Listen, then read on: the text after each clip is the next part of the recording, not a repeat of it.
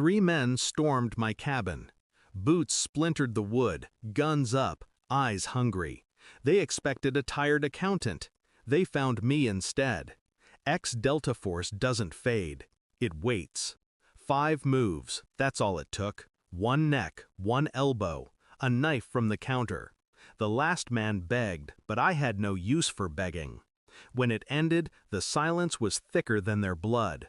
I wiped my hands, steady, calm, no adrenaline, just calculation. Then I saw it, a phone.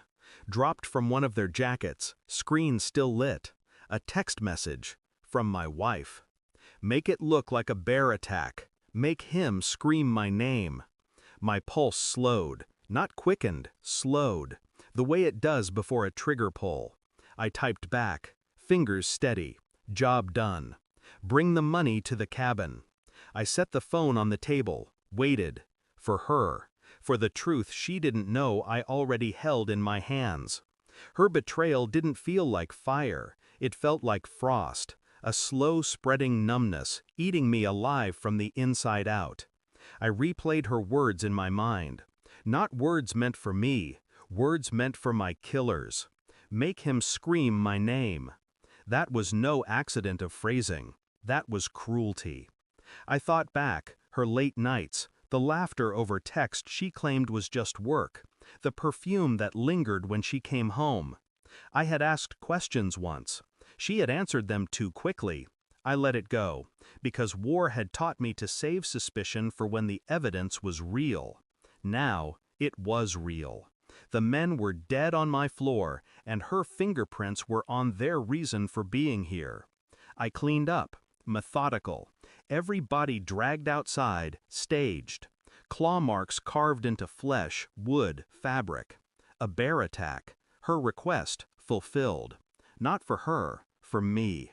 I needed her to walk into this lie believing it true. I needed her guard lowered, because the first rule of betrayal is patience, and patience was all I had left. I didn't confront her when she arrived. She came in like smoke, hesitant at first, then bold when she saw me alive. She carried a bag.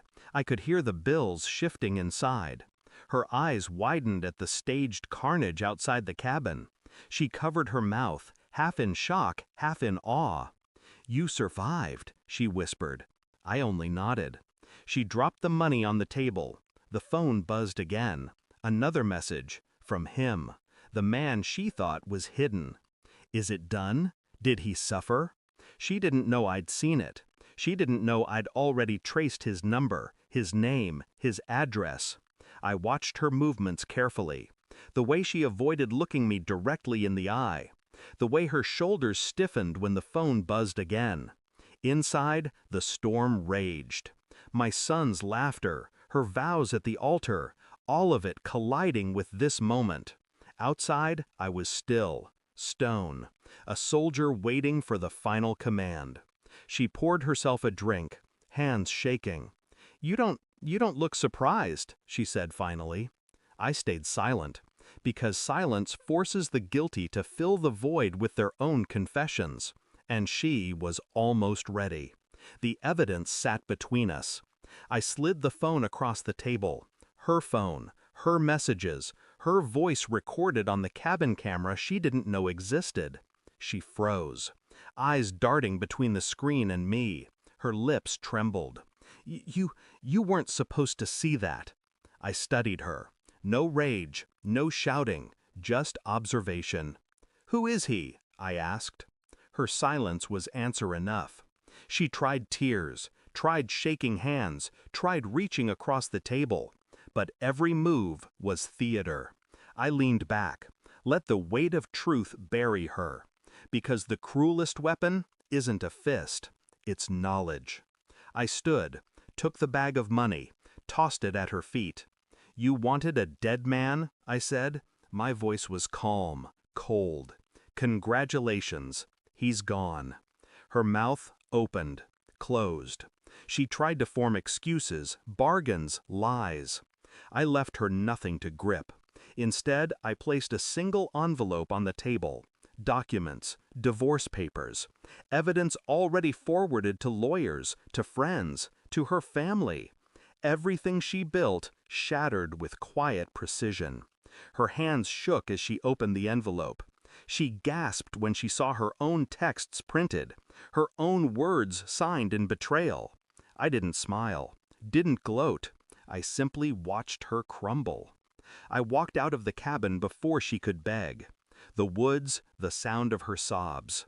The money, the men, the lies. All left behind. She had killed the man she thought I was. The man who trusted. The man who forgave. But the soldier she forgot still lived. And he never loses. I reached the tree line and stopped once. Looked back at the cabin.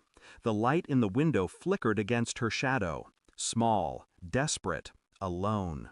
That was her new prison. Mine was different.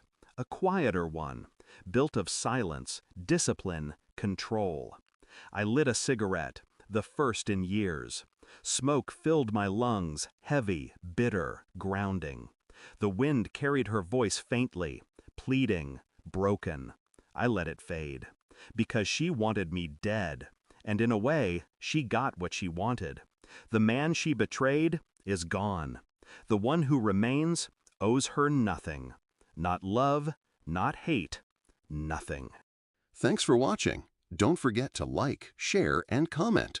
Subscribe now to Cheating Stories Insight World for more amazing stories.